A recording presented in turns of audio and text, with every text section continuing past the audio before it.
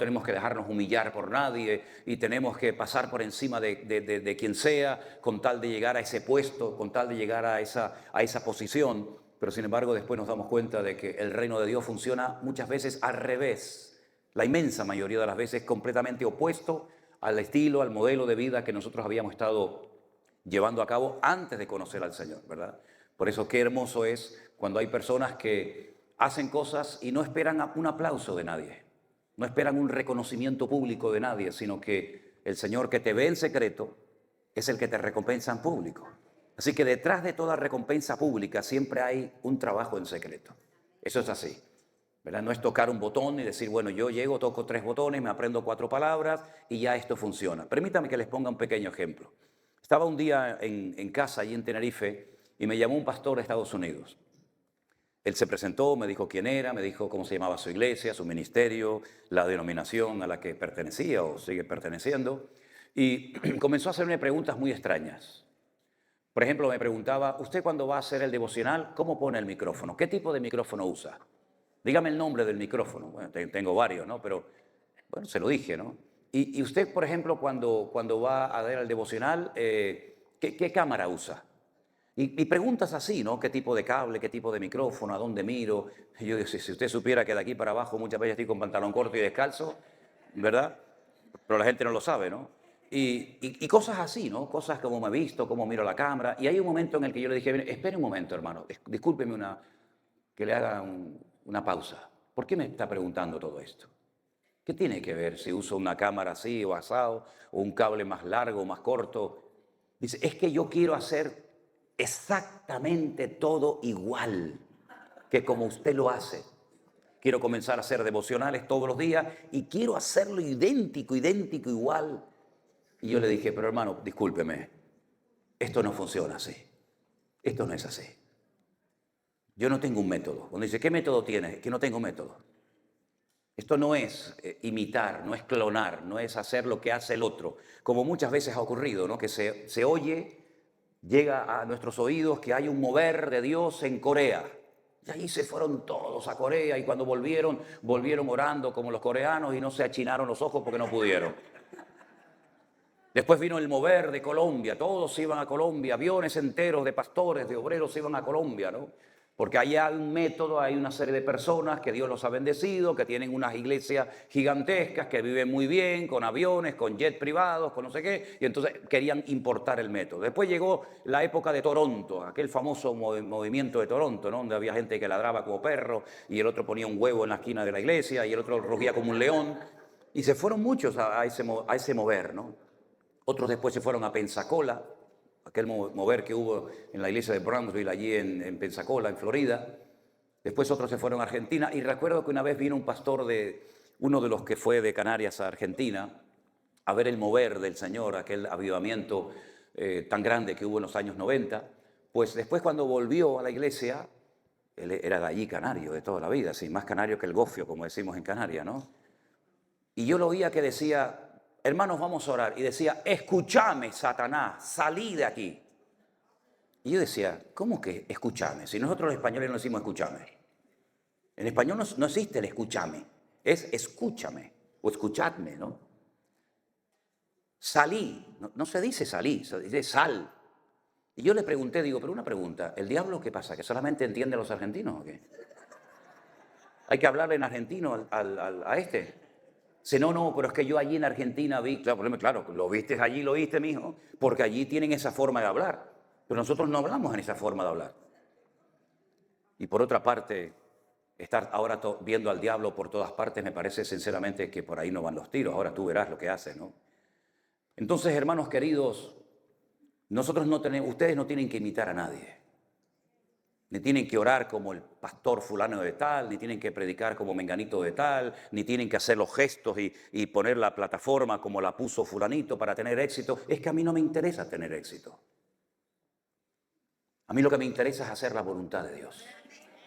Y me acuerdo que hace años alguien vino a mi casa y me dijo, ay, hermano Manolo, ay, si tú hicieras un show, un espectáculo con luz. A mí, por ejemplo, todas estas cositas están muy lindas, ¿no? Pero bueno, parece que viene Donald Trump a dar. Que por cierto hoy sufrió un atentado, no sé si saben, ¿no? Impresionante. Por unos milímetros no lo mataron, ¿no? Pero bueno, está muy bien la decoración y los focos y las luces y todo eso, pero ¿saben qué? Y si no tuviéramos nada de esto, nos gozaríamos igual en el Señor. Porque yo estuve una vez en Cuba, he estado varias veces, pero la primera vez que estuve en Cuba, yo entré a una iglesia que no tenía ni equipo de sonido, ni instrumentos, ni luces, ni nada. Y entré a las 6 de la tarde y salí a las 8 de la mañana. Solamente me pasó una vez en mi vida, toda la noche cantando, alabando a Dios, predicando. Terminábamos de predicar, seguíamos alabando a Dios, hasta que al final ya a las 8 de la mañana ya no dábamos más. Y allí no había ni la 10ª parte de lo que hay en la mayoría de las congregaciones hoy en día. Pero sin embargo había algo que hoy en día en muchas iglesias no está, que era la presencia de Dios. Entonces, no caigamos en el error de pensar que porque tenemos, ya tenemos la bendición de Dios, porque no toda prosperidad viene de Dios. Hay gente en el mundo, satanistas, ateos, que tienen mucho más dinero que todas las iglesias evangélicas del mundo juntas. Y esa prosperidad y esa bendición no ha venido precisamente del corazón de Dios. Por lo tanto, no confundamos tener con ser. El problema es que hay un refrán por ahí que dice, tanto tienes, tanto vales. Una de las preguntas que generalmente se suelen hacer entre pastores es, ¿cuánta gente tiene usted en su iglesia? Y una vez le dije a uno, ¿y a usted qué le importa?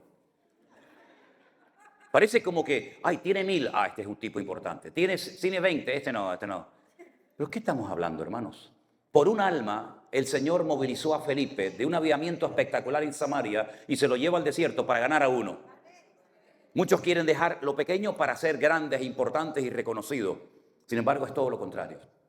Entonces, que el mundo no moldee nuestra forma de ser, ni de ministrar, ni de predicar. Usted lo que tiene que hacer es lo que Dios le diga que haga, ni más ni menos.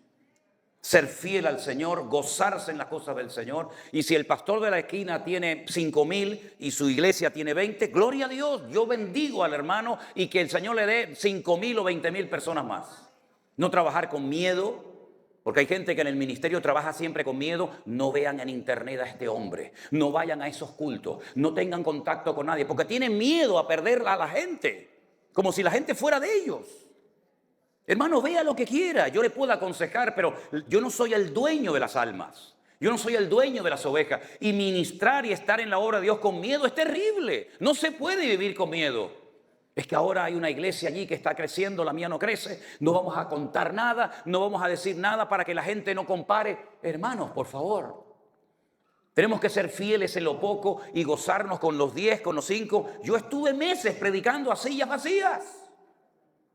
Y la gente me decía, este hombre está loco. ¿A quién le predica? Bueno, me da igual, pero era mi obligación estar allí el jueves y yo predicaba y fue la época en la que más gente nos vio y nos escuchó. En otras palabras, queridos hermanos, no busquemos la pompa, el reconocimiento, el aplauso de la gente, porque eso es tan efímero y tan falso que el que hoy te levanta al altar, mañana te crucifica. El que hoy te dice, ay, el pastor es no sé qué y no sé cuánto, mañana ese mismo te traiciona y se va con otro. Yo he aprendido, hermanos, a no enamorarme de la iglesia, sino a enamorarme del Señor. Porque hay gente que como no tiene nada en la vida, su identidad es lo que tienen, no lo que son, pues tienen que tener y tener y tener y tener. Y en el momento en el que no tienen, en el momento en que llega y nadie te saluda, nadie te dice, ay, pastor, buenos días, se sienten mal. Pero nosotros hemos sido aceptados en Cristo y no necesitamos ni aplauso, ni focos, ni reconocimiento humano, porque todo lo que mi vida necesita para ser feliz y tener estabilidad emocional y espiritual, ya lo tengo en Cristo. Yo estoy completo en Cristo y tú también, mi querido hermano. Estamos completos en el Señor. Y si usted nunca tiene una iglesia de 1000, no pasa nada. Es más difícil pastorear 20 que pastorear 1000. Ahora bien, yo creo que uno de los grandes problemas que ha experimentado la iglesia de un tiempo a esta parte es el desapego de la palabra de Dios.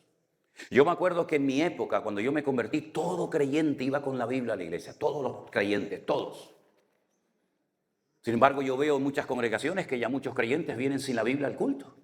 Y cuando le digo, hermano, ¿y su Biblia? Dice, no, la traigo aquí en el teléfono. Digo, bueno, está bien, espero que la lea. Pero es que hay algunos que ya ni siquiera la leen, sino que buscan y dicen Mateo 24, pum, dan al play y hay un señor allí que le lee Mateo 24. Digo, pero qué relajo es este, qué cosa es esta. Yo quiero en esta mañana llevarles a la palabra del Señor, porque ustedes han venido a escuchar palabra de Dios, ¿sí o no? Pues la van a escuchar. Mire, yo tengo una costumbre que es generalmente el último mensaje que doy en un sitio, y en este caso es hoy. Yo siempre hablo de los acontecimientos finales, que es un tema que a mí me ha apasionado prácticamente desde los primeros días de mi conversión. Cuando yo estuve en una escuela bíblica hace muchos años y me gradué en mayo de 1981, la mayoría de ustedes no habían nacido, esto fue en el siglo pasado, teníamos a un maestro que nos enseñaba lo que se llama escatología, cosas sobre Daniel, Apocalipsis, las profecías y todo esto. Y yo recuerdo que cuando terminaba la clase todos se iban corriendo y yo me quedaba con él horas y horas hablando y preguntándole cosas. Tengo que admitir que muchas cosas que le pregunté a aquel gran maestro que decían que era de las cosas escatológicas, muchas veces no me dio respuestas. Nunca me dio respuestas a muchas preguntas que le hice. Porque el problema es que mucha gente que se ha criado toda la vida en una misma iglesia, y no digo esto en plan de crítica, sino simplemente a modo de ilustración. Gente que se ha criado toda la vida en un mismo ambiente, digamos, evangélico, espiritual, en una misma denominación.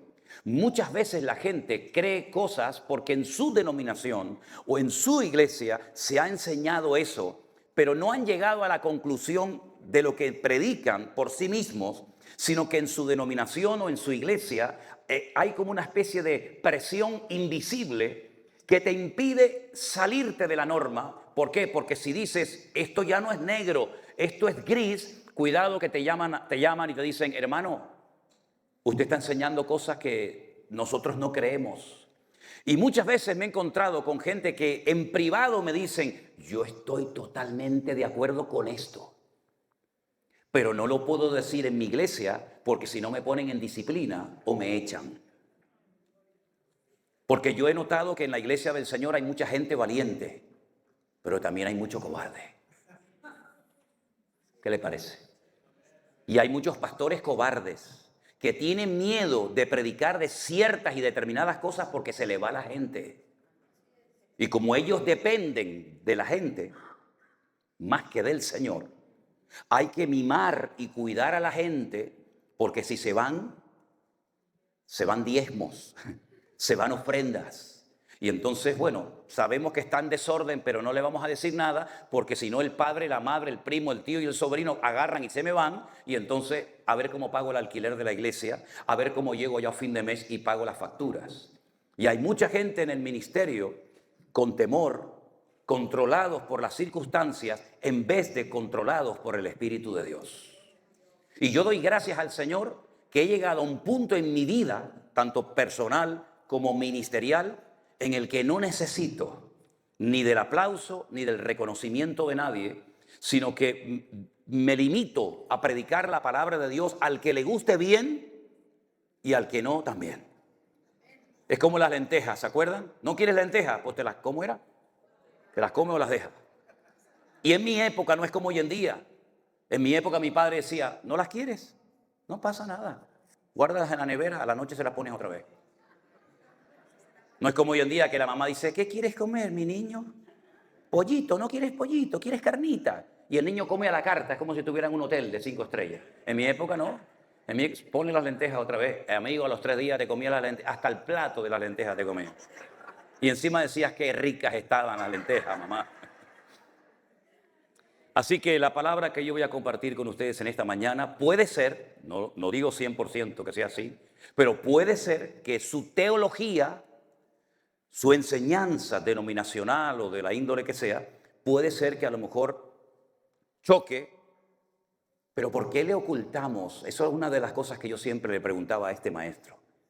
¿Por qué no le decimos a la gente que hay sandías, melón y pera? ¿Por qué decimos que solamente hay sandías? Cuando sales a la vida real y conoces a otros siervos de Dios y te mueves como el Señor nos ha dado el privilegio a nosotros de movernos con gitanos, con pentecostales, con metodistas, con anglicanos, con luteranos, etcétera, etcétera, te das cuenta que dentro del espectro evangélico hay muchas opiniones y muchos estilos y que no soy yo siempre el que estoy en posesión de la verdad, sino que es bueno oír a los demás y aprender de los demás. Y eso es lo que yo les pido a todos y a cada uno de ustedes, que en esta mañana, si en algún momento determinado del estudio que vamos a dar hoy sobre acontecimientos finales, digo algo que a usted le choca, bueno, analícelo a la luz de la palabra de Dios. como los de Berea, ¿se acuerdan? Dice que eran más nobles que los otros, porque cuando Pablo terminaba de exponer las Escrituras, lo escuchaban con reverencia, lo escuchaban con respeto, dice que analizaban, escudriñaban a la luz de las Sagradas Escrituras si estas cosas eran así, tenían trasfondo bíblico o eran inventos de aquel predicador itinerante llamado Saulo de Tarso. La primera porción que vamos a leer en esta mañana se encuentra en Segunda de Tesalonicenses, capítulo 2. Repito, Segunda de Tesalonicenses, capítulo 2. Los títulos que aparecen encima de los capítulos no son originales, han sido puestos por las asociaciones, por los hombres, para que entendamos un poquito o nos hagamos una idea de lo que va a tratar el pasaje. Y en este caso, encima del capítulo 2 de Segunda de Tesalonicenses aparece el título Manifestación del hombre de pecado. Aunque ustedes van a poder comprobar, según vamos leyendo, que hay varios temas que son como los eslabones de una cadena que uno lleva al otro y así puedes llegar a una conclusión final. ¿Lo tienen, hermanos?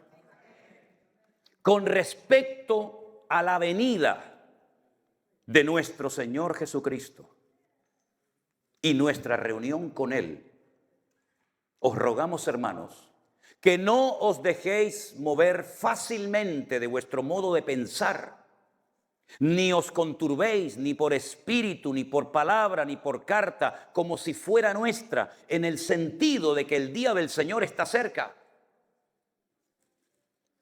Nadie os engañe en ninguna manera, porque no vendrá sin que antes venga la apostasía y se manifieste el hombre de pecado, el hijo de perdición, el cual se opone y se levanta contra todo lo que se llama Dios o es objeto de culto, tanto que se sienta en el templo de Dios haciéndose pasar por Dios.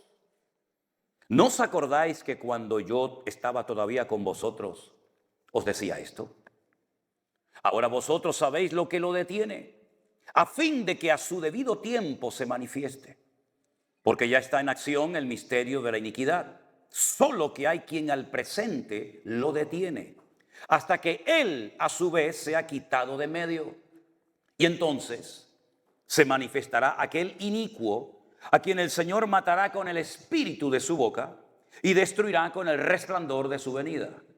Inicuo cuyo advenimiento es por obra de Satanás, con gran poder y señales y prodigios mentirosos, con todo engaño de iniquidad para los que se pierden, por cuanto no recibieron el amor de la verdad para ser salvos. Por esto, Dios les envía un poder engañoso para que crean a la mentira, a fin de que sean condenados todos los que no creyeron a la verdad, sino que se complacieron en la injusticia. Uno de los temas más mencionados en toda la Biblia, incluido lo que llamamos vulgarmente Antiguo Testamento y Nuevo Testamento, son las distintas apariciones o manifestaciones públicas y visibles del Mesías. En el Nuevo Testamento hay más de 150 referencias a la segunda venida del Señor Jesucristo. Pablo en sus cartas menciona el tema más de 50 veces. Y si nosotros, como la mayoría de los judíos no cristianos o mesiánicos, tuviéramos solamente el Antiguo Testamento y nunca hubiéramos leído el Nuevo Testamento, encontraríamos 8 veces más material para estudiar la segunda venida del Mesías que la primera. Es decir, no es un tema que se toca así superficialmente por encima y cuando lo quieres, estudiar o explicar, pues realmente hay poco que decir. No, todo lo contrario. Repito, es uno de los temas más mencionados en toda la Biblia, la segunda venida del Señor Jesús o del Mesías. En el capítulo 24 de Mateo, que nuestro hermano Domingo ha leído los primeros 13 versículos, es muy interesante porque cuando uno está en Israel, sobre todo en la ciudad de Jerusalén, yo agarro la Biblia por ese capítulo y se observan cosas que estando fuera de ese contexto geográfico no podemos observar o entender. Y es que dice la Biblia que cuando salieron del templo, ahora ustedes imagínense que allí a mi lado izquierdo, al derecho de ustedes, está el monte Moriah, donde estaba el templo de Jerusalén. Al otro lado, enfrente, hay otro monte. De ahí dice la Biblia que como Jerusalén tiene montes alrededor de ella, así está el Señor alrededor de su pueblo desde ahora y para siempre. Hay muchos montes y todos tienen nombre y mucha historia en Jerusalén. Repito, aquí estaría el monte Moriah, donde estaba el templo, donde Abraham subió a sacrificar a Isaac tiempo atrás. Y aquí enfrente estaría otro monte, que sería el monte de los Olivos. Y entre uno y otro hay un barranco, un torrente que se llama el famoso torrente del Cedrón. Dice la Biblia que cuando Jesús salió del templo allí en el monte Moriah, los discípulos le comienzan a enseñar las maravillas del templo, porque realmente el templo en aquel momento era espectacular. 40 años había tardado Herodes en ampliar el templo y en hacerlo cada vez más hermoso. Y ellos están orgullosos de su templo, de lo que en aquel momento era el Bet HaMikdash, o la casa santa de Dios. Y entonces el Señor, al ver que ellos están tan orgullosos de su templo, le dice el Señor a sus discípulos algo que los rompió totalmente, los descolocó y les dijo: ¿veis todo esto? Observarlo bien, porque no quedará aquí piedra sobre piedra que no sea destruida. Dice que estando en el monte de los Olivos, es decir, tuvieron que descender todo el torrente del Cedrón, adentrarse dentro de otro monte, y allí en el monte de los Olivos, probablemente en el huerto de Getsemaní, que está allí también, dice que varios de sus discípulos, solamente un evangelio nos dice quiénes fueron de los 12, Pedro, Jacobo, Juan y Andrés. Llamándolo aparte al Señor, le dijeron: Señor, ¿cuándo será todo esto que nos acaba de decir? ¿Y qué señal habrá de tu venida y del fin del siglo? Y gracias a esa pregunta que le hicieron estos 4 discípulos al Señor, tenemos todo el capítulo 24, que es un capítulo extraordinario, pero comprimido. Es un capítulo donde se cuentan muchas cosas, pero no se desarrollan, sino que te da toda la información y después tú tienes que ir descomprimiendo cada texto. ¿Y dónde lo descomprimo? ¿Cómo entiendo el versículo 1, el 2, el 3, el 4, el 8, el 10? ¿Dónde puedo obtener la información para ampliar la información que el Señor me ha dado? Bueno, pues en las cartas de Pablo, por ejemplo, a los tesalonicenses, en el libro de Daniel, en el libro de Ezequiel, por supuesto en el libro del Apocalipsis y otros pasajes bíblicos. Así que el Señor les da una información tremenda donde se mezclan muchas cosas. Y uno tiene que saber el orden de las cosas. Porque algo muy interesante que el Señor nos dice ahí es que Él va a volver, pero que el día y la hora no se le ha revelado absolutamente a nadie. Pero Él da un montón, un paquete de señales proféticas extraordinarias que hay que saber interpretarlas y encajarlas en su debido tiempo. Porque las señales tienen que ver con el tiempo en el que vivimos, y el tiempo en el que vivimos nos indica la señal que vamos a ver o no vamos a ver.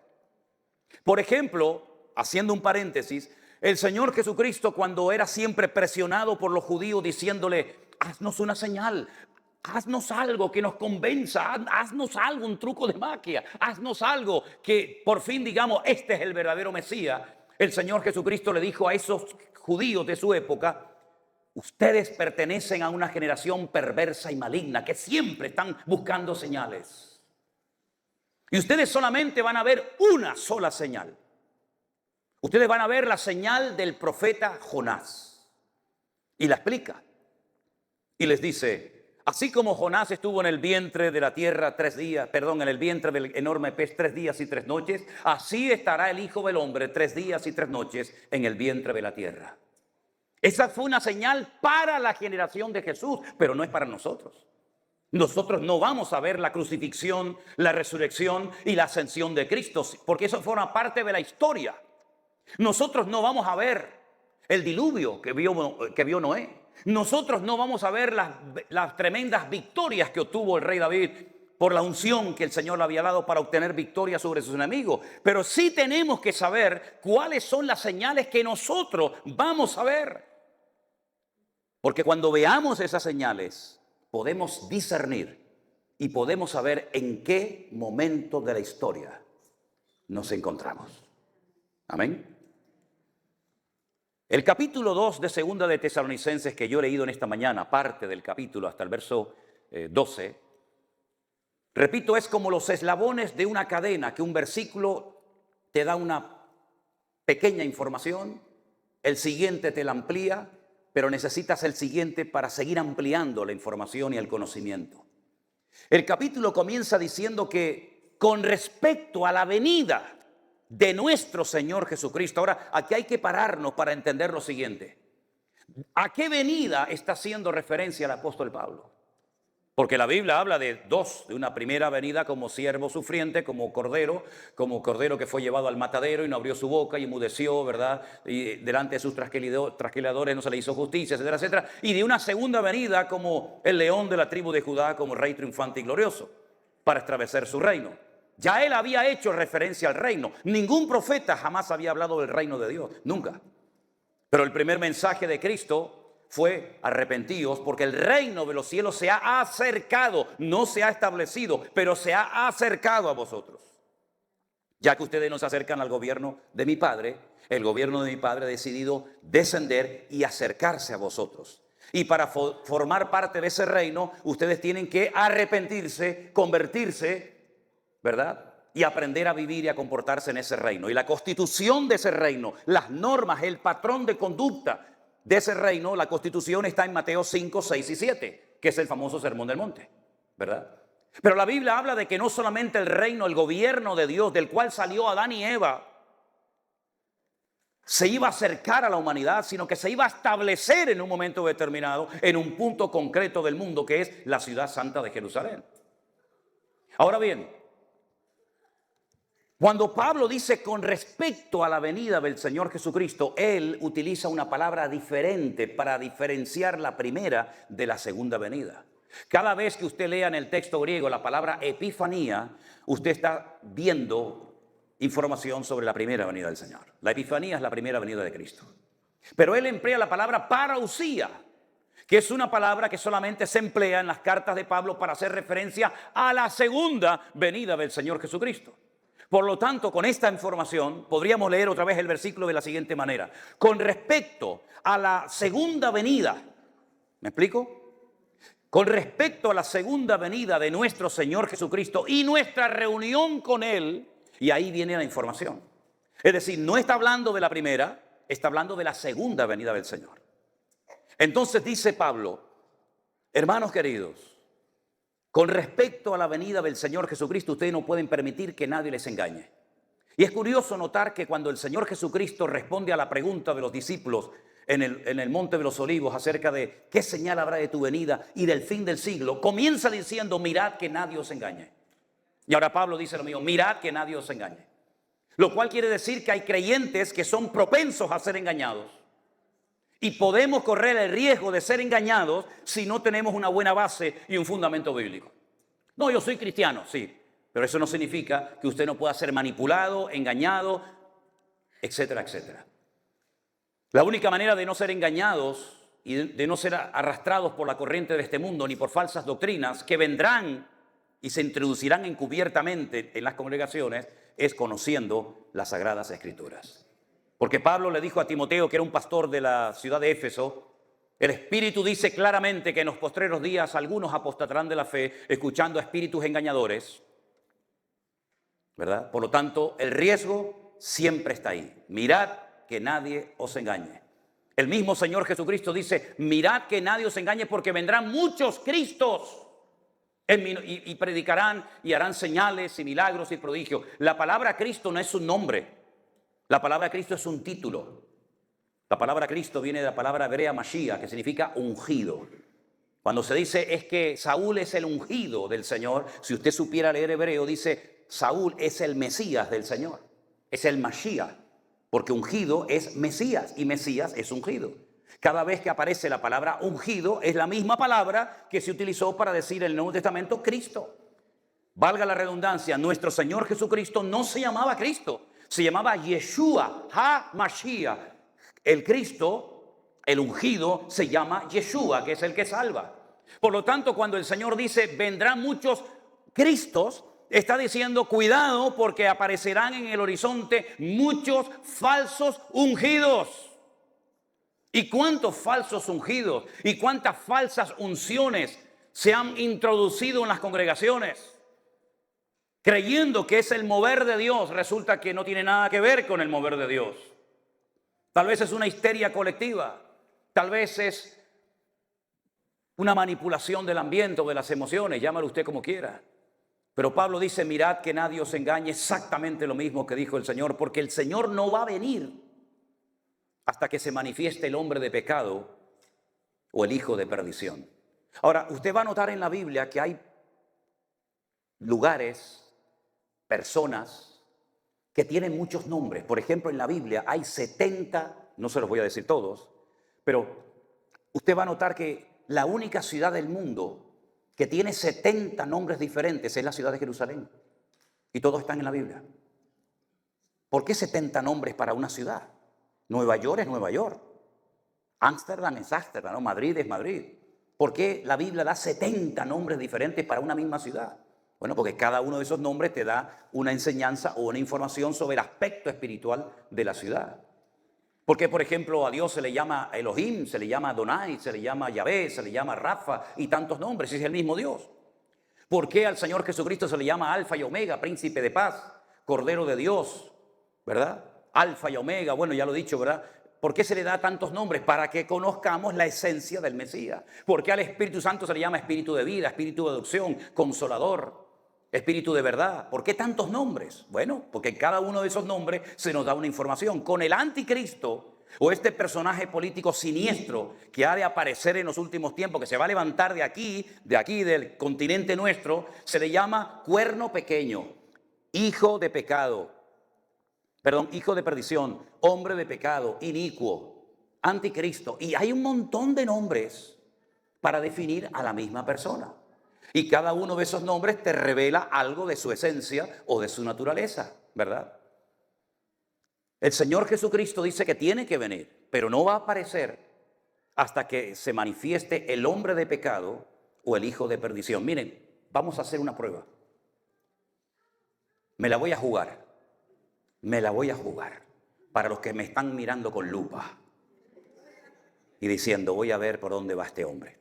Te lo voy a poner más fácil para que después, si quieres, me critiques. Hoy el Señor Jesucristo no va a venir. Ya está, me la jugué. Esto está grabado y usted lo puede ver cuando quiera. Hoy no va a venir el Señor Jesucristo, ni hoy nos vamos a ir con Él. Imagínese que viniera. Entonces, cuando lleguemos a la gloria, te tendré que pedir perdón. Hermano, perdone, me equivoqué. Pero aseguro categóricamente que hoy no va a venir el Señor Jesucristo. Si cuando usted llegue a la noche, se acuesta en la cama, recuerde que este predicador español dijo en un púlpito públicamente que hoy Jesucristo no iba a venir, ni hoy la iglesia se iba a ir con el Señor. Deme de plazo hasta las 12 de la noche, ¿le parece? Deme de plazo hasta las 12 de la noche. Es decir, nosotros tenemos que saber en qué momento de la historia nos encontramos. Porque Pablo dice, hermanos, Cristo va a venir, el Cordero va a venir, todo ojo le verá, toda rodilla se doblará, pero no vendrá hasta que se manifieste el anticristo, el hijo de perdición, el hombre de pecado, el inicuo. No se preocupen. Y la pregunta es, ¿ya se ha manifestado este personaje? No, señor, no se ha manifestado. Bueno, yo he oído que el rey de España ahora que está, que era el anticristo, que Bukele, el presidente de El Salvador, era el anticristo, que en mi época se decía, ¿se acuerdan aquel presidente de Rusia, Gorbachev, que tenía ¿cómo era? Como un lunes, mira la marca de la bestia, ahí está el anticristo. Gorbachev se murió y no era el anticristo. Podemos reconocer nosotros al anticristo, podemos decir, este es el anticristo. Claro. Claro que lo podemos reconocer, porque si no, ¿cómo voy a saber quién es? Hay miles de datos del anticristo, miles. Pero tal vez el más importante es cómo se va a llamar. Porque el idioma hebreo es un idioma alfanumérico. Cada letra coincide con un número y cada número coincide con una letra. Es decir, si lo hiciéramos en castellano, en español, la A es el 1, la B es el 2, la C es el 3, la D es el 4 y así sucesivamente. En hebreo hay 22 letras, Aleph, Bet, Gimel, Daleth, Hei, Vav, ¿verdad? Y cada una de esas letras es un número. Y Juan dice, aquí hay sabiduría, el que lee entienda, porque hay muchos que leen y no entienden. Pero Juan dice, aquí hay sabiduría, el que lee entienda. El número de la bestia es 666. ¿Qué te está diciendo? Que el nombre suma 666. Si no suma 666, ese señor no es el anticristo. Un dato tremendamente importante, ¿no les parece? Por lo tanto, nosotros no podemos caminar más tiempo en ignorancia. A mí se me parte el corazón cuando hay muchos hermanos que me dicen, hermano, pastor, yo nunca en mi vida he escuchado en mi iglesia un estudio del libro del Apocalipsis o del libro de Daniel. Y a mí me han confesado pastores, yo no hablo de este tema porque no entiendo nada. Que una vez yo le dije a uno en Barcelona, le dije, ¿no te da vergüenza? Te está pagando la iglesia un sueldo. ¿Y qué haces todo el día? ¿Rascándote la panza? Ponte a estudiar. Y si no estás preparado, llama a alguien que te instruya y te enseñe a la congregación. Pero si no se habla en este tiempo de Daniel y de Apocalipsis y de la segunda venida, ¿cuándo vamos a hablar entonces, mijo? Si estamos nosotros más cerca de la venida del Señor que ninguna otra generación de creyentes. Y lo que está ocurriendo en el panorama político, económico, etcétera, etcétera, nos está indicando que el Señor viene pronto, que ya empezaron hace mucho tiempo los dolores de parto. Y yo no voy a explicar aquí los dolores de parto. Pero las hermanas que habéis parido y que habéis sido madres, sabéis perfectamente que el objetivo no es sufrir y tener dolores y dolores y dolores. No, el dolor te indica que el niño viene. Y el niño no viene sin dolores. Y el dolor te anticipa el gozo de tener a tu hijo o a tu hija en tus brazos. La tierra ha entrado en dolores de parto. Y esos dolores de parto le indican a la humanidad. Lamentablemente muchos de ellos están ciegos y no lo quieren reconocer, pero por lo menos los creyentes deberíamos de decir, Señor, yo sé que tu venida se acerca, pasos agigantados, porque los dolores de parto ya han empezado. Y si alguien te dice desde un púlpito, no se preocupen hermano, vamos a ir cada día mejor, te está diciendo mentiras. Europa está en coma, Holanda está en coma, Alemania está en coma, el mundo está enfermo con herida de muerte. Y el único que puede solucionar los problemas de Europa, de Latinoamérica, de Estados Unidos, de la economía y todo es solamente el Rey de Reyes y Señor de los Señores. No hay nadie, no hay nadie.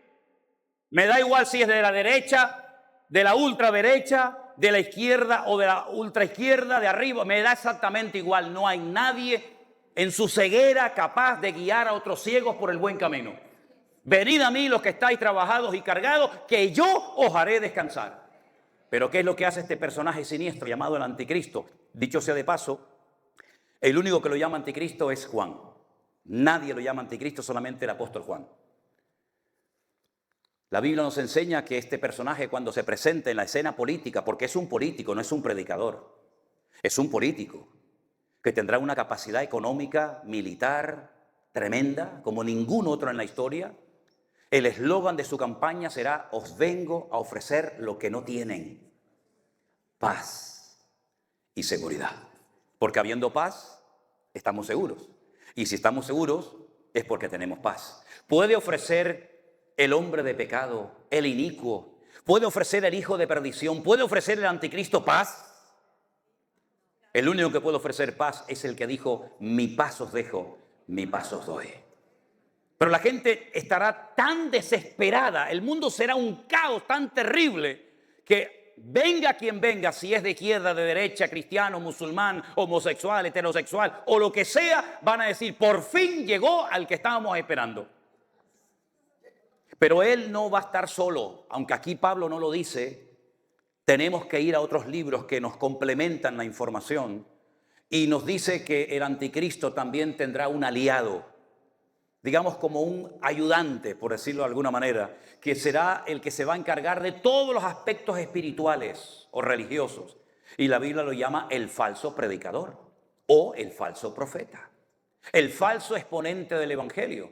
¿Y podemos saber de quién se trata? Claro, porque la Biblia nos dice que este falso profeta, representante de una estructura mundial religiosa, con una capacidad de convocatoria tremenda como nadie, dice que sus ministros se visten de púrpura. Y los musulmanes no se visten de púrpura, ni los budistas, ni los hindúes. sino ustedes saben quiénes son los que se visten de púrpura. Y dice que se adornan con piedras preciosas y con joyas. Y dice que se han embriagado con la sangre de los santos, de los hijos de Dios. Y ustedes pueden leer, por ejemplo, la famosa Santa Inquisición, cuando Felipe II, el rey de España, se unió con el clero católico. Y durante 300 años mataron a millones de personas, no solamente en España, en otros países de Europa.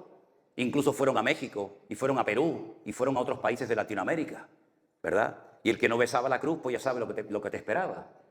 Y los aparatos de tormento de la Santa Inquisición están en la Plaza de Colón en Madrid, en el Museo de Cera, en la primera planta. Vaya para que los vea lo que hacía aquella gente. A nosotros, los que nos llamaban los protestantes, ya hoy en día no protestamos de nada. Pero en aquella época los cristianos protestaban contra la injusticia, contra la inmoralidad, contra la idolatría. Hoy en día nadie protesta de nada.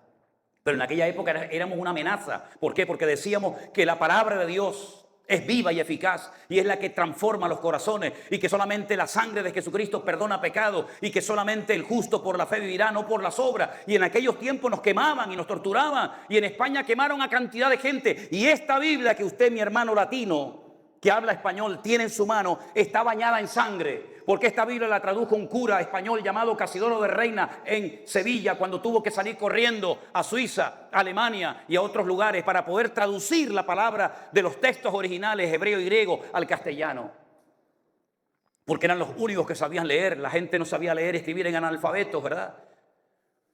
Y ahora, ¿cómo llevamos la Biblia a España? Ahora, ¿cómo la llevamos? ¿Y a quién se la damos? Bueno, se inventaron todo tipo de artimañas para poder llevar los pocos ejemplares que gracias a la imprenta de Gutenberg se pudo imprimir, como unos 2000 y pico ejemplares. Y entonces había un señor llamado Julianillo, un chiquitito jorobado, creyente, hijo de Dios, que pasaba por los Pirineos con sus burritos y con barriles de vino para llevar de un lugar a otro sus productos. Y dentro de las barricas de vino metían las Biblias, y se jugó la vida hasta que finalmente lo quemaron en la hoguera por repartir la Biblia. Para que tú y yo tengamos esta Biblia en nuestras manos, ¿cuántos hermanos nuestros pagaron con precio de sangre? Para que después la olvides y para que después la dejes en la banca de tu iglesia, cuando detrás de cada letra, cada capítulo, cada página, cada parábola, cada historia, hay sangre de mártires que se jugaron la vida para que tú te pongas a leer ya la Biblia y te dejes de perder el tiempo y de tontear en internet con una de Colombia, una de México que no sabe ni cómo se llama, y le abres tu corazón. Es increíble.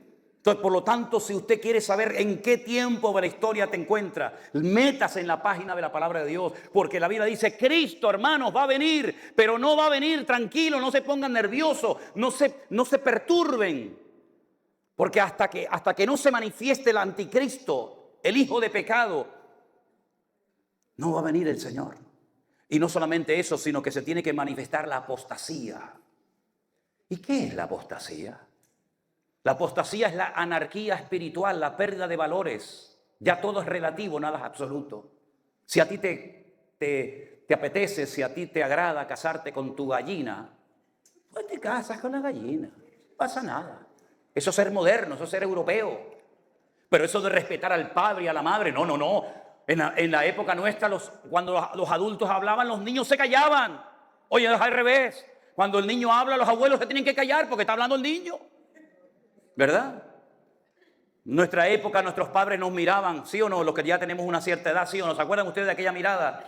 Muchachos, aquello no era ni WhatsApp, ni Facebook, ni Instagram. Aquello era tremendo. Aquello viajaba más rápido que la velocidad de la luz. ¿Te miraba tu padre así? Muchacho, te mandaba un mensaje, te estás quieto, o cuando llegas a casa te doy una que te vas a enterar. Y tú lo entendías, ¿verdad? No es como hoy en día que te escribe y dice: ¿qué me escribió este tío? Una X, una cruz, un pajarito así. ¿Qué me está diciendo este mujer aquí? Tu padre te miraba, antes de ir a la casa de visita te decía: pórtate bien, no cojas nada de lo que te ofrezcan, no te muevas de ahí. Si tienes ganas de ir al baño te lo haces encima, pero tú de ahí no te mueves. Y cuando te movías, el Señor decía: ¿quieres un caramelito? Tú mirabas a tu padre y hacías así, lo cogías, te miraba así y ya sabías que cuando llegabas a casa ibas a dormir calentito. Ya lo sabías, ¿eh? ¿Qué te parece? Eso era tremendo en aquella época, ¿verdad? La pérdida de valores. Hoy en día todo lo más raro es lo que vende. Lo más raro, lo más absurdo, lo más ridículo. La anarquía, la pérdida de valores en las iglesias, y muchas iglesias que están peor que el mundo. Un relajo, aquello es un circo, una pasarela, ve, esta viene con este vestido, otra con otro vestido. La pérdida de valores en el cuerpo de Cristo, la pérdida de santidad, la pérdida de amor, el afán de protagonismo, ¿verdad? Los pastores que en vez de servir a la gente, se sirven de la gente. Todo eso que estamos viendo, todo eso que ya empezó hace muchos años, ¿verdad? Donde algunos dicen, no, ya la Biblia no, hoy en día hay una Biblia por ahí que circula que ya le han quitado versículos. Ya le han quitado versículos, la famosa la nueva versión internacional, le han quitado versículos. Ahora quieren hacer una que diga, en el principio Alá creó los cielos y la tierra. Para llevarnos bien con nosotros. Ese es el mundo en el que vivimos, ¿verdad? Tremendo. Todo eso se tiene que dar antes del que venga este personaje. Pero a su vez hay un dato muy significativo. Dice, pero no se podrá manifestar hasta que Él a su vez sea quitado de en medio. Y aquí viene la pregunta del millón. Cuando yo me sentaba con aquel maestro en la escuela bíblica hace muchos años, le decía, Cristo tiene que venir, pero no va a venir hasta que se manifieste la apostasía, el hombre de pecado, el hijo de perdición o el inicuo. Está claro. Pero dice, pero este inicuo, este perverso, este líder político con una influencia mundial, no se puede manifestar hasta que él sea quitado de en medio, hasta que lo detiene se quite, y entonces será manifestado aquel inicuo. Y yo le preguntaba, ¿y este él quién es? ¿Quién es este él? Y me decía, la iglesia. Y yo le decía, la iglesia. La iglesia no puede ser, hermano. ¿Por qué? Porque la iglesia no es masculino, la iglesia es femenino, es esposa, es amada, es novia. La iglesia nunca tiene el artículo masculino, él, por lo tanto no es. Entonces recorregía, ¿no? Me decía, bueno, vamos a vernos la semana que viene. Me decía, el Espíritu Santo. Cuando el Espíritu Santo sea quitado de la tierra, entonces el anticristo se podrá manifestar. Bueno, el Espíritu Santo es él, es masculino, pero ahora solamente necesito que usted me lo demuestre con la Biblia. Y no me lo podía demostrar, ni a mí, ni a ti, ni a nadie. Porque la Biblia no dice, y si alguien sabe que me lo diga. La Biblia no dice que habrá un momento en la historia de la humanidad que Dios le diga al Espíritu Santo, vente para acá. ¿Es que acaso el Espíritu Santo ha necesitado del hombre, de la iglesia o de Israel para estar o no estar? En el principio creó Dios los cielos y la tierra. Miren qué incongruencia voy a decir ahora, miren qué disparate. Y la tierra estaba desordenada y vacía. Vamos, si está vacía no puede estar desordenada. Pero bueno, es lo que dice el español. No lo dice así en hebreo. Y la tierra estaba desordenada y vacía. Pero el Espíritu de Dios se movía sobre la faz de las aguas. Había caos, no había iglesia, no había pueblo de Israel, no había pastores, no había nada. Y allí estaba el Espíritu de Dios. Y en el principio Elohim, el primer versículo dice, Bereshit bara Elohim et hashamayim vet haaretz. Elohim es un nombre polivalente que termina en in, y el masculino plural en hebreo es in. En el principio, literalmente dice en el principio, en un principio, dioses creó los cielos y la tierra. Porque esa palabra se emplea para no tendrás dioses, lo yishyeh leja Elohim alpanai. Así empiezan los 10 mandamientos. Se lo voy a repetir. Lo yishyeh leja Elohim alpanai. No tendrás dioses ajenos delante de ti. Y la palabra es Elohim en Éxodo 20. Pero en Génesis 1:1 dice Bereshit bara Elohim. Entonces, ¿cómo que Elohim es dioses? Porque es la palabra que se utiliza para hacer referencia al plural masculino, ¿verdad? No es que haya dioses, ni mucho menos creemos en un solo Dios, ¿verdad? Y a Él solo adorarás. Pero es la palabra que se utiliza. Allí estaba el Padre, allí estaba el Hijo, allí estaba el Espíritu Santo, ¿sí o no? Juan 1:1 dice, en el principio era el Verbo, y el Verbo era con Dios, y todo fue hecho por Él y para Él. Entonces, ¿quién creó? ¿El Padre o el Hijo? Los dos estaban allí. Allí estaban los dos. Y el Espíritu Santo también. Por lo tanto, eso de que el Espíritu Santo, si es Dios y es omnipresente, significa que está siempre en todas partes, ¿sí o no? El diablo no puede estar en todas partes al mismo tiempo. Hay algunos creyentes que enseñan eso. No, el diablo está aquí, pero ¿dónde está el diablo ahora? ¿Está aquí? No, el diablo no está aquí. La Biblia dice, ¿dónde está el diablo? Y el diablo no está en Holanda, en España, en Alemania, en Japón, en China, en Buenos Aires, en Madrid, al mismo tiempo. No, eso no es verdad. La Biblia dice dónde está y dónde no está, porque no es ni omnipotente, ni omnisciente, ni omnipresente. No puede estar. ¿Qué más quisiera él? ¿Qué más quisiera Él de estar en todos los sitios al mismo tiempo? El que está en todas partes al mismo tiempo, lo sabe todo y lo conoce todo y lo puede todo, es nuestro Dios. Y Dios es Padre, es Hijo y es Espíritu Santo. Por lo tanto, cuando Pablo dice hasta que Él sea quitado de en medio, no está haciendo referencia al Espíritu Santo, porque eso es una herejía. Eso significaría que hay un momento en el que Dios no está en el mundo. Cuando la Biblia dice, de Jehová es la tierra y su plenitud. ¿Dónde huiré de tu presencia? ¿Dónde me esconderé? ¿Dentro de un olivo como se escondió Adán y Eva en el jardín de Edén? ¿Dentro de un barco como se escondió Jonás, que se quería ir a Tarsis, a España? Allí me voy a esconder y Dios no me va a encontrar. ¿Dónde huiré de tu presencia, Señor? Cuando toda la tierra le pertenece al Señor y la controla. Y lo peor de todo es que no puedo demostrar bíblicamente que el Espíritu Santo no va a estar en la tierra durante el periodo tremendo de los últimos tiempos. Lo que pasa es que para poder justificar esta postura, un cura, no un pastor evangélico, no un reverendo, un apóstol, no, un cura católico, estudiando en su monasterio, él por su cuenta, Daniel y Apocalipsis, llegó él por su cuenta y riesgo, en el siglo XIX, principios XIX, a la conclusión de que la Santa Madre Iglesia Católica y Apostólica no estaría en la tribulación. Él dijo que la Iglesia Católica, por ser la iglesia verdadera, según su punto de vista, no estaría en ningún momento de lo que llamamos gran tribulación o como también se llama tiempo de angustia de Jacob. Y entonces hubo un teólogo protestante llamado el doctor Scofield, que por primera vez en la historia se atrevió a poner en la Biblia comentarios, cosa que estaba totalmente prohibida y muy mal vista. Bueno, usted sabe hoy en día que las Biblias tienen al fondo, al final tienen de todo. Tienen de todo, tienen mapas, tienen pesos y medidas, tienen opiniones de fulano, de mengano. En aquellos siglos eso era muy mal visto. La Biblia no tiene que tener nada más que la Biblia y nada más. Hoy en día es casi imposible encontrar una Biblia que no tenga nada de ese comentario, ¿no? Scofield puso en su Biblia, que se llama la Biblia de Scofield, él puso que la iglesia evangélica, no la católica, como había dicho el cura, que la iglesia evangélica no estaría en lo que llamamos gran tribulación. Claro, esto cayó, lo dijo Scofield. ¿Te dan cuenta el problema de decir amén a todo? ¿Se dan cuenta de que cuando levantamos a un hombre demasiado, creemos que todo lo que dice es correcto? Eso cayó, hermanos, de maravilla, porque claro, ¿quién quiere ser aquí perseguido? ¿Hay alguien que esté orando para ser perseguido, torturado, encarcelado, quemado, descuartizado? ¿Hay alguien así? No, nadie. Si el Señor permite que nos maten como mártires, pues Dios nos dará las gracias para poder soportar. Pero si puedo evitarlo, lo evitaré. ¿Sí o no? Hay momentos que hay que quedarse y hay momentos que hay que salir corriendo.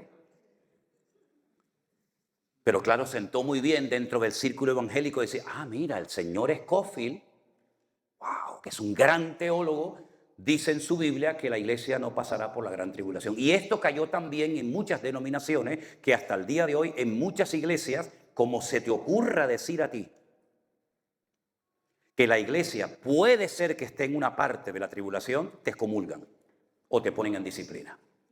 Sin embargo, luego te llaman por teléfono o te escriben y te dicen, pastor, yo estoy de acuerdo con esto, pero no lo puedo enseñar porque son cobardes.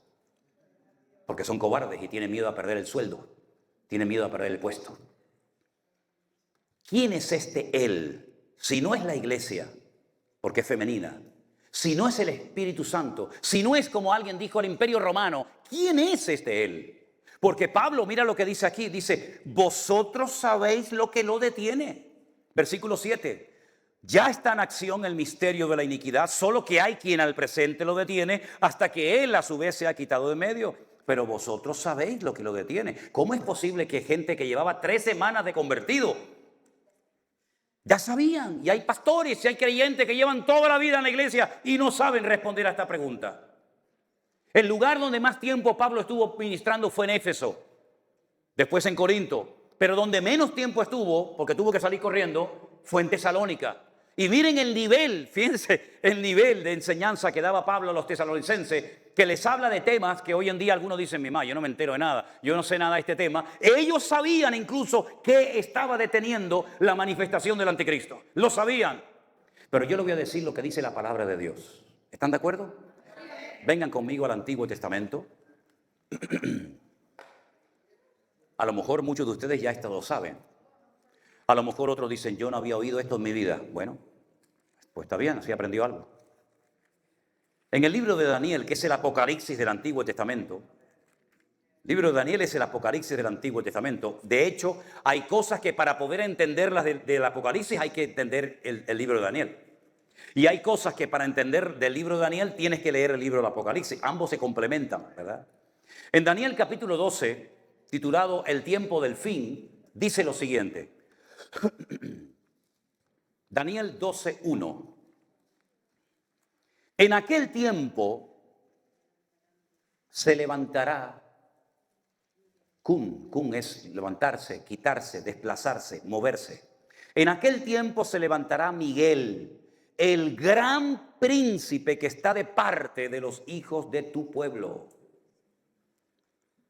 ¿Y qué va a pasar cuando este general del ejército de Dios se le diga, quítate, muévete? Pues dice que será tiempo de angustia, cual nunca fue desde que hubo gente hasta entonces.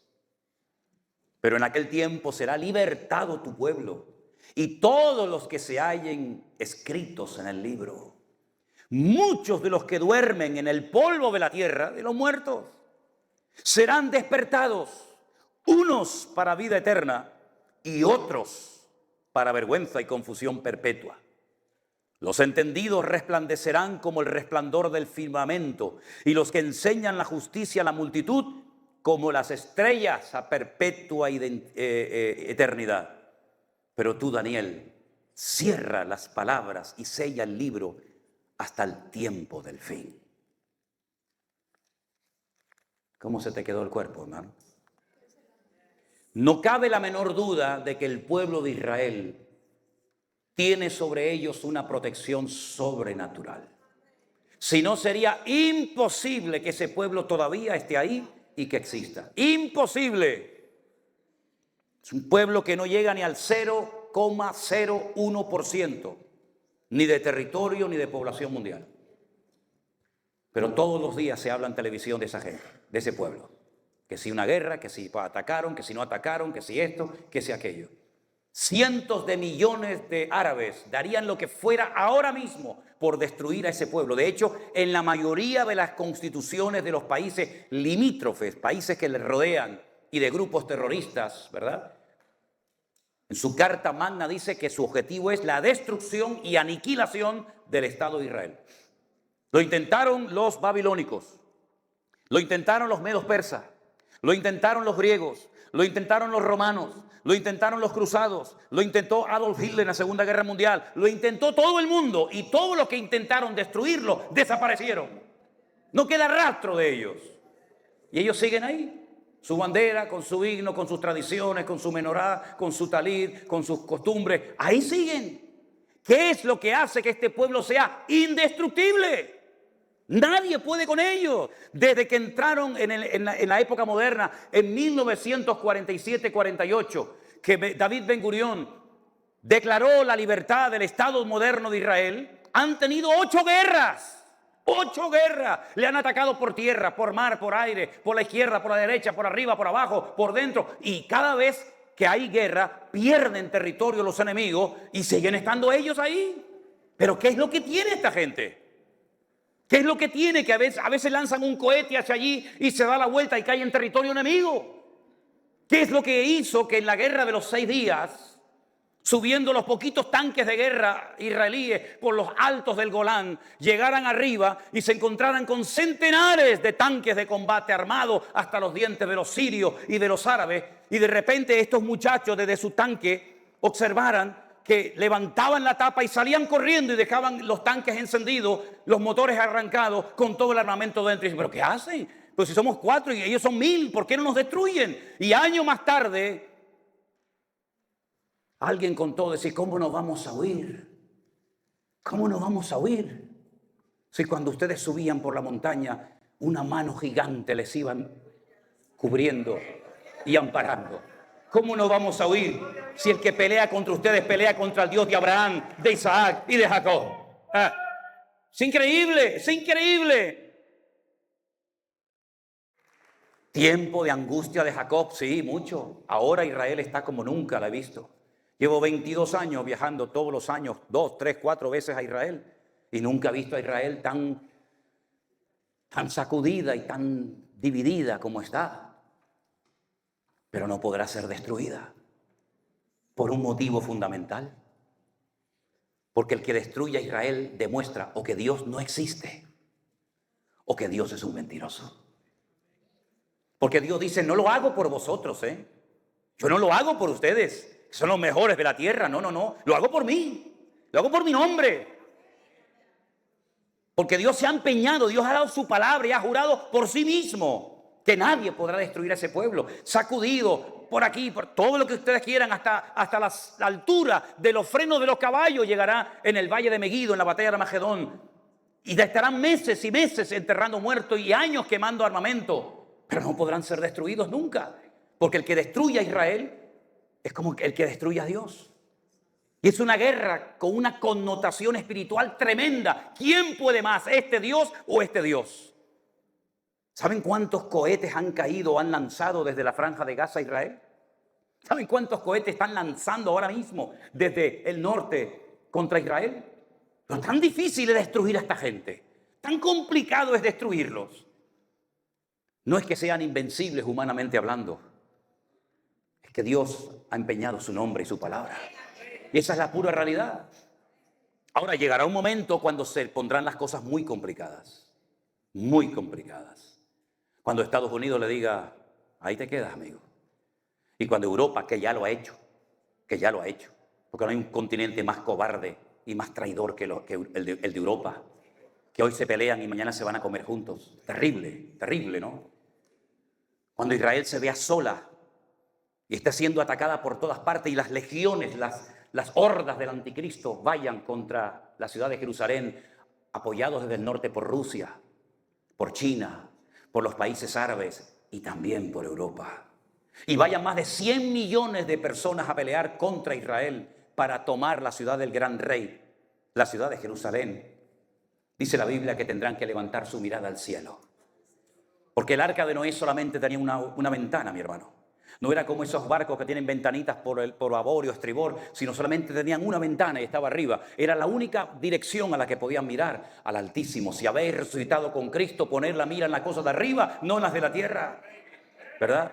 Pues cuando ellos estén ya con la soga al cuello y ya no digan, no podemos más, nos van a destruir, es entonces cuando Él vendrá y pondrá sus pies sobre el monte de los olivos y el monte se partirá y todo ojo le verá. Y todos se nos revelarán delante del gran rey, aleluya, de toda la tierra. Ese es nuestro Dios. Entonces, mis queridos hermanos, a la iglesia nunca se le prometió no pasar por problemas. Eso es lo que algunos enseñan desde los púlpitos. Vengan al Señor, conviértanse y todos sus problemas desaparecerán. Falso, falso. Ya me gustaría a mí poder predicar así, pero estaría mintiendo, hermanos. El que quiera vivir, no sé cuántos quieren vivir piadosamente, pero dice la Biblia que el que quiera vivir piadosamente sufrirá persecución. O por el padre, por la madre, por el compañero de trabajo, por el vecino, por quien sea. Si tú quieres verdaderamente ser un hombre de Dios o una mujer de Dios, tarde o temprano se meterán contigo, mío.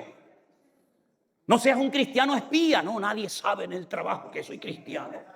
Nadie lo sabe, no lo diga. Me acuerdo un día que fui a predicar una mañana a una iglesia y se levantó, era un culto abierto donde se podían levantar diferentes personas, según el estilo, el modelo de esa iglesia, a compartir. Y se levantó un señor y dio un sermón ahí, muy elocuente. Y por la tarde, en el pueblo donde este señor vivía, pues, ¿me estoy extendiendo mucho? ¿No? Ah, vale. ¿Cuántos me dan un minuto? 5 minutos. A ver, 5, 10, 15, 20, vale, ya voy. Bueno. Cuando vamos por la tarde a una campaña evangelística al pueblo donde este señor vivía, y había una plataforma, y yo era el evangelista, el que iba a predicar al aire libre, este señor veo que me viene y me coge así por el brazo y me dice, tengo que hablar contigo, y me lleva a un lado, y le digo, ¿qué te pasa, muchacho? No vayas a decir en el púlpito que yo soy cristiano en este pueblo. porque yo soy director de una escuela y como se enteren de que yo soy cristiano, puedo tener serios problemas. Así que no se te ocurra mencionarle ni decir nada. No diga, el Señor tal, está aquí nuestro hermano. Nada ni se te ocurra. Un cristiano espía. En la iglesia, muy valiente. En la calle, un cobarde. Y la Biblia dice que el que se avergüenza de mí delante de los hombres, yo me avergonzaré delante de él, delante de mi Padre. Entonces, si tú quieres vivir conforme a la voluntad de Dios, prepárate. Es que me pueden echar el trabajo. ¿Y qué? ¿Y qué? ¿O es que no han echado del trabajo y no han torturado y no han encarcelado y no han echado de muchos lugares a hermanos nuestros a lo largo de la historia? ¿O es que tú y yo somos mejor que nuestros hermanos del pasado? ¿Estamos dispuestos a pagar un precio? ¿O a qué rayo viniste tú a Europa, mijo? A ganar dinero, a ahorrar para comprarte una casita en Bolivia, en Ecuador, en Perú, y cuando te jubiles te vas allí con las gallinas y con los chanchitos a disfrutar de la vida. Ese es tu plan de vida. Te equivocaste, mi hermano.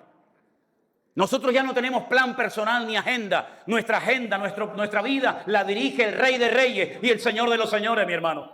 Esa es la cruda realidad. Y si mañana el Señor te lleva a otro lugar, tú tienes que ir con gozo y con alegría. Y es que claro, es que aquí gano $10,000, aquí gano 10,000. Y si voy allí, claro, si voy a España, pues voy a ganar 1,500. ¿Y qué? ¿No dice la Biblia que el justo por la fe vivirá? ¿Dónde están los valientes hoy en día? Porque la Biblia nos da la lista de hombres valientes, pero hoy en día, para buscar hombres valientes, a ver si los encuentras. Y la Biblia nos enseña que en los últimos tiempos la iglesia también va a ser sacudida. ¿Saben por qué? Porque la iglesia no está en su mejor momento. Esa es la cruda realidad. La iglesia está muy dividida, muy fraccionada. Mucho afán de protagonismo, muchas peleas, quítate tú para ponerme yo. Me enfado en la iglesia, no me hacen caso, por lo que sea, me voy a la esquina, abro un local y me monto una iglesia y mañana soy pastor. Y hay así de gente, así en todas partes. ¿Qué pastor este hombre? ¿Qué pastor? ¿De quién te ha hecho aquí pastor? No, yo me he hecho pastor. Dios me levantó.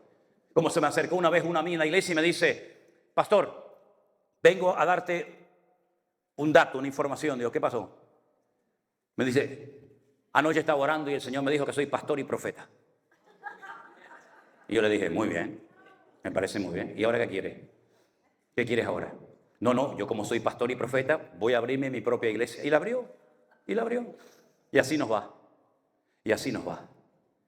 Por eso la iglesia, que tiene todavía tantas manchas y tantas arrugas, va a tener que ser sacudida, porque la Biblia dice que es hora de que el juicio empiece por la casa de Dios. Y yo me temo que aquí en Holanda el corazón de la iglesia y de ustedes pues es exactamente igual que si te vas a Guatemala, a España o a donde quiera que sea. Claro que la iglesia pasará por luchas y por pruebas. Pero la Biblia nos da un dato y es el último que comparto en esta mañana porque de este tema podría estar hablando días y días. ¿Cuándo se producirá entonces ese encuentro con Cristo? Yo dije hace un rato, hoy no. ¿Se acuerdan que lo dije? De momento no ha venido. ¿Cuándo se producirá entonces ese encuentro? La Biblia lo dice, claro que lo dice. Claro que lo dice. Primera de Corintios capítulo 15, y esta es la última porción que les comparto en esta mañana. Primera de Corintios capítulo 15 es un capítulo monográfico, es decir, habla de un solo tema. No mezcla diferentes temas en el mismo pasaje, sino que es un capítulo que va desarrollando un tema central que es la resurrección, lo que se conoce como la anastasis, la transformación como de gusano a mariposa, para que me entiendan. Primera de Corintios capítulo 15 es un capítulo muy extenso, pero yo voy a leerles los versículos 51 y 52. Repito, Primera de Corintios 15, versículos 51 y 52.